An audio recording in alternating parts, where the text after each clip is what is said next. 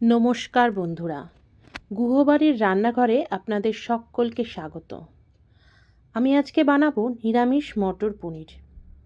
তার জন্য আমি বেশ খানিকটা পনির নিয়ে নিয়েছি। আর এই মটর পনির বানানোর জন্য আমার একটি মশলার প্রয়োজন।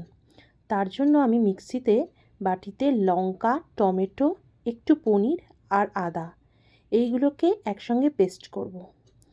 আর এর মধ্যে একটু নেব এলাচ, দারচিনি, সাজিরে আর জয়িত্রী, এগুলো সব একসঙ্গে আমি পেস্ট করে নেব। দেখুন, আমরা গ্যাসে কড়াই বসিয়ে দিয়েছি তেল গরম করতে। তেলটা গরম হয়ে গেলে আমি যে পেস্টটা বানালাম সেই পেস্টটা এবার তেলের মধ্যে দিয়ে দেব এবং ভালো করে তেলের মধ্যে পেস্টটাকে কষাতে থাকব। দেখুন, আমি তেল গরম হয়ে গেছে, তাই আমি এবার আস্তে আস্তে করে পেস্টটা দিয়ে দিচ্ছি। পেস্টটা কিন্তু আপনারা গ্যাসের আঁচটাকে কমিয়ে দিয়েই কষাবেন। তার কারণ এর মধ্যে যেহেতু পনির আছে, হাই ফ্লেমে কষালে তলা লেগে যেতে পারে। সেই কারণে আপনারা গ্যাসের ফ্লেমটাকে লো করবেন। ইতিমধ্যেই আমি পনিরগুলোকে আমার ইচ্ছে মতন টুকরো করে নিয়েছি। এবার সিমে দিয়ে মশলাটাকে ভালো করে কষাবো। কষাতে দেখব মশলাটার রং চেঞ্জ হয়ে গেছে এবং একে একে আমি স্বাদ মতন একটু লবণ আর একটু জ্যাগারি পাউডার দিয়ে দেব। আমি রান্নায় চিনি ব্যবহার করি না, তাই আমি জ্যাগারি পাউডার ইউজ করি। সবগুলোকে মিক্সড করে নেওয়ার পর এক মুঠো মটরশুঁটিও আমি এর মধ্যে মিশিয়ে দিলাম। কারণ যেহেতু এটা মটর পনির, সুতরাং মটর তো থাকতেই হবে।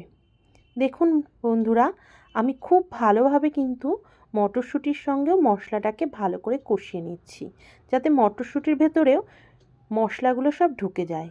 আমার মশলাটা কষানো হয়ে গেছে, এবার আমি পনিরগুলোকে দিয়ে দিলাম। আমি পনিরগুলোকে কিন্তু আলাদা করে ভেজে নিইনি, আমি মশলার সাথেই হালকা হাতে পনিরগুলোকে মিক্সড করব। ইতিমধ্যেই আমি একটু গরম জল মাইক্রোওভেনে গরম করে নিয়েছিলাম, সেই জলটুকুই আমার দিয়ে দেব। এখানে বেশি জলের প্রয়োজন নেই, কারণ এটাই খুব গ্রেভি হবে না। সেই জন্য আমার যতটুকু প্রয়োজন গ্রেভির ততটুকুই আমি জল দিয়ে দিলাম। এবার আমি পনিরগুলো সেদ্ধ হওয়ার জন্য একটা ঢাকা দিয়ে দিলাম। 10 মিনিট পরে ঢাকনা খুলে দেখছি আমার পনিরগুলো ভালোই সেদ্ধ হয়ে গেছে। দেখুন, রঙটাও কি সুন্দর এসছে। টমেটো দেওয়ার জন্যই কিন্তু রঙটা এত সুন্দর এসছে। আমি কিন্তু হলুদও ব্যবহার করিনি বা লাল লঙ্কার গুঁড়োও ব্যবহার করিনি। এবার একটু দিয়ে দেব আমি অল্প পরিমাণে ঘি। আমি কিন্তু আর কোনো গরম মশলা দেব না, আগেই যেহেতু মশলাটার মধ্যে আমি বেটে নিয়েছিলাম, সেই জন্য আর কিছু দেব না গরম মশলা। রেডি হয়ে গেছে আমার নিরামিষ মটর পনির। আপনাদের যদি আমার রান্নাটা ভালো লাগে অবশ্যই কমেন্ট করবেন, লাইক করবেন এবং আমার চ্যানেলটিকে সাবস্ক্রাইব করবেন। সবাই ভালো থাকবেন, সুস্থ থাকবেন। আবার আমি আসব নতুন কোনো রেসিপিকে সঙ্গে করে।